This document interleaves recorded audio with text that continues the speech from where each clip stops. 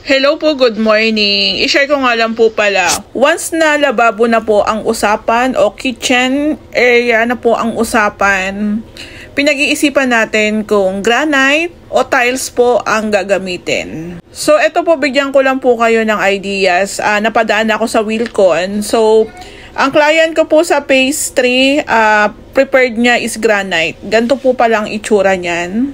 60 by 220 po ang sukat. Naglalaro po ang presyo sa 5,500. So, perfect po ito kung ang pinaka-kitchen area nyo is diretso. 5,500, medyo mabigat sa bulsa, di ba? Pang countertop pa lang po yan. Paano yun sa backsplash?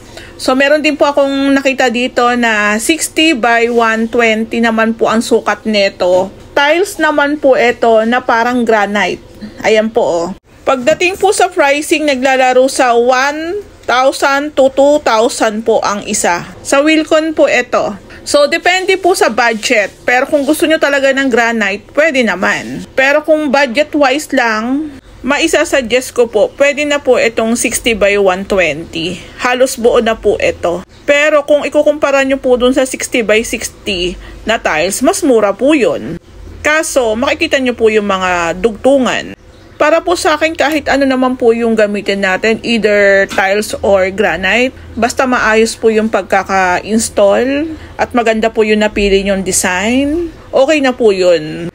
Minsan nga po kahit budget lang, basta maayos po yung pagkakagawa, maganda rin po siyang tingnan.